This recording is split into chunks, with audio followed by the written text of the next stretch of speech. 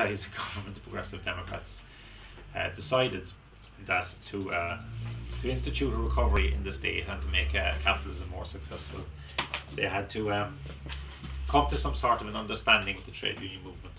Now that's a compliment to the power of the trade union movement, a compliment, I think, to the power of the trade union movement, that the government, the state, figured that if we want to implement policies that are going to lead to economic development, that are going to lead to success, going to lead to profit, indeed for our class and for the people we're looking after, we have to engage with the trade union movement and we have to make some sort of a deal.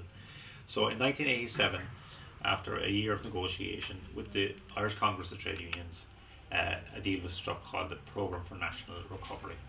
And this is probably the single most important event in terms of the modern history of the trade union movement and about where we are today.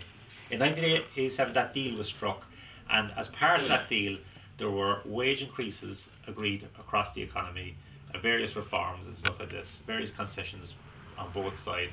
But ultimately, the most important thing was a no strike clause, industrial peace. And that's, if you're developing an economy from a capitalist perspective, industrial peace is a pretty big prize. It means that you have no disruption to production, and that all things are resolved through negotiation and talks. It's also very attractive if you're a full-time trade union official, elected otherwise, because it means your work is a lot easier. It's about negotiation rather than about fighting.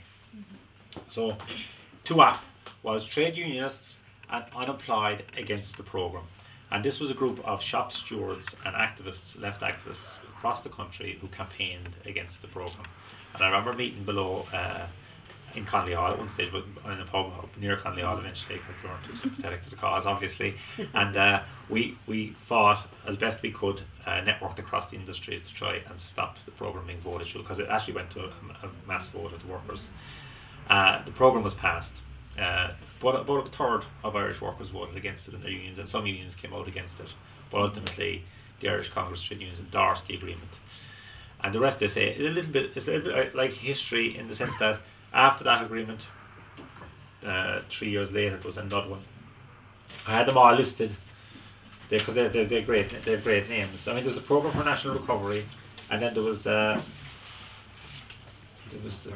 Programme for Economic Competitiveness and Work, National Development. They're all great names.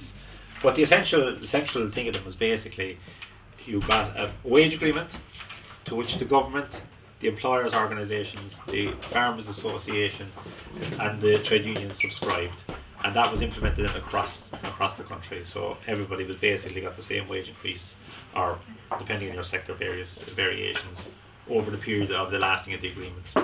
There were exemptions, there were escape clauses, etc., for industries that couldn't pay and stuff like this. Now, when TUAP was formed, it was formed, I suppose there were two kind of blocks of people who were opposed to the agreement at the time. There was a group who said, look, this is a bad deal, and if we tougher negotiators, we can get a better deal. So they weren't really ideologically opposed in the sense to a state union agreement. And then there was, well, obviously ourselves, but obviously more than that, who said, look, any agreement at this level in terms of the trade union leadership and the government is going to result in the destruction or the weakening of the trade union movement ultimately, because it's going to remove people from struggle. And also it doesn't take account as various sectors are different. But it was a success for the trade union leadership. And there were things that flowed from it that people would regard as gains.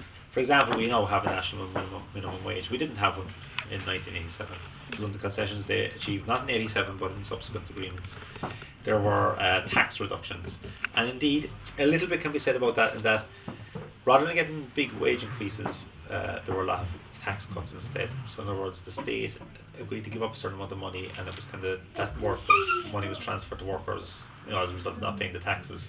Then employers didn't quite have to give as big wage increases. Many economists will argue that the Programme for National Recovery and the subsequent programmes helped create the Celtic Tiger, and that the industrial peace that it created, the slow progress of growing and developing industry, it allowed that to happen, and that in a sense gave rise to the Celtic Tiger. Now, we can argue about that, we can argue the task, we can bring in left-wing economists to argue country and stuff like that, but nonetheless, the fact is that at the end of the 80s, this agreement was signed. By the mid-90s, mass unemployment had started to decrease, which was a big feature of the 80s. Those of you around in the 80s remember mass unemployment. It was the dole or the boat, really, when you left school. But a gradual increase in wealth, a gradual increase in the economy, output, etc., and an increase in employment. So these are regarded as of course, as positives, because when you have mass unemployment, people are going to do. It can be quite debilitating and dispiriting. But when everyone had a job, it kind of looked, there's a bit of optimism crept in. Not saying the greatest jobs in the world are the greatest wages, but it created that atmosphere certainly. But there are other things that went along with it as well. The industrial piece that had engendered allowed the government to push ahead another agenda, and it was part of the international agenda, which is the neoliberal agenda. Now in Britain, what had happened was Thatcher had basically smashed the trade union movement to achieve what she wanted.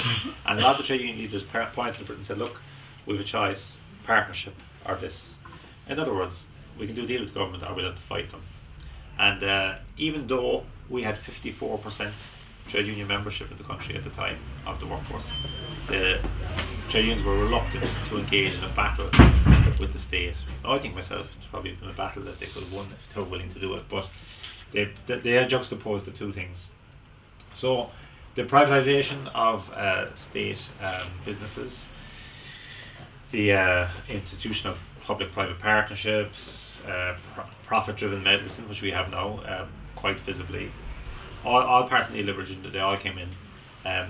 They attempted to charge us for water and ultimately privatise. That was defeated at that particular time, but they have succeeded in privatising refuse collection and getting us to pay for those one of their successes.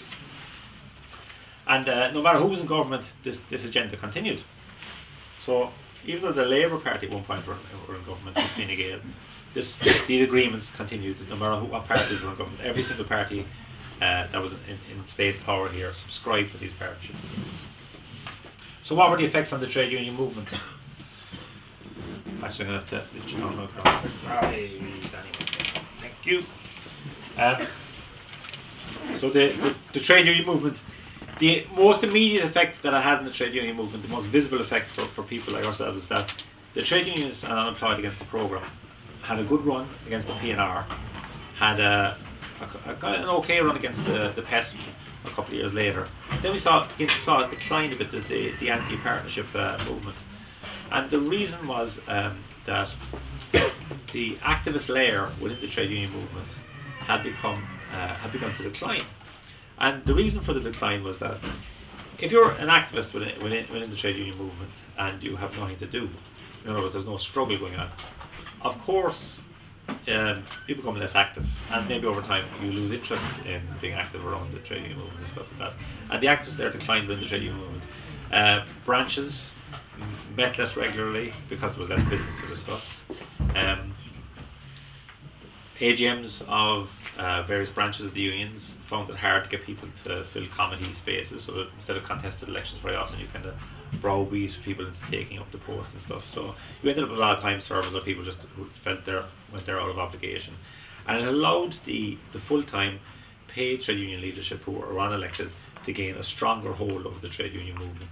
Bit by bit their influence increased. It also allowed them to get motions more passed at Congress and stuff like this, or through their trade union annual meetings, because the organised opposition within the trade union movement had declined due to a reduction in the level of activism, because there were very, very few strikes. We're talking about a period in the 70s when there were a huge amount of strikes and a lot of workers struggle going on, to the 80s and 90s where struggle simply dropped through the floor, and there was a very little actual striking and fighting going on at workshop level. And that ultimately led to a rapid decline in the level of activism in the trade union movement, and led to the organisation and the structure obviously suffering as a consequence. And people in that context tended to leave the decision making, leave the power, etc., up to the full-time officials, who were, we would say, accountable to a certain extent because some democratic structures exist within the unions, but not really in the sense that if you're there every day, full-time, being paid, you obviously exert a fair deal more influence than people who are only there once a week or once a month or whatever.